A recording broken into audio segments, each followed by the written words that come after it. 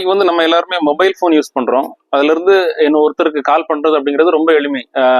இப்போ வந்து ஃபோன் புக்லாம் வந்து இதுலயே இருக்கும். ஆட்டோமேட்டிக்கா நம்ம யார் கால் பண்ணணுமோ அவங்க நம்பரை சர்ச் பண்ணி நீங்க ஆட்டோமேட்டிக்கா கால் பண்ணிக்கலாம். அந்த காலகட்டங்கள்ல எந்த மாதிரி இருந்தது அப்படிங்கறத பாத்துக்கலாம். இது வந்து ரோட்டரி டெலிஃபோன். இப்போ இது வந்து 1980களில் பயன்படுத்தப்பட்டது. இது வந்து 1950களில் பயன்படுத்தப்பட்டது. ஸோ இதுக்கு முன்னால டெலிஃபோன் நம்பரை வந்து நம்ம தேடணும் அப்படின்னா இந்த மாதிரி ஒரு டெலிஃபோன் புக் ஒன்று இருக்கும். எல்லார் வீடுகளையுமே இந்த மாதிரி ஒரு நோட் பண்ணி வச்சுக்குவாங்க.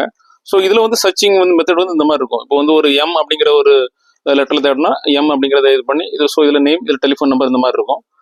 கால் எப்படி பண்றது அப்படிங்கறத பார்க்கலாம். இதுல வந்து ரோட்டரி டெலிஃபோன். ஸோ இதுல வந்து 944 அப்படிங்கிற நம்பருக்கு பண்ணோம். 944, அதாவது இந்த எண்டுக்கு எல்லா நம்பரையும் கொண்டு வரணும்.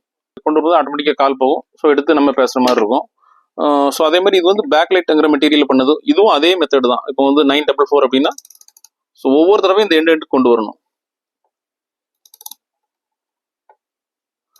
இந்த மாதிரி மேலும் பல தகவல்களுக்கு எங்களை ஃபாலோ பண்ணுங்க.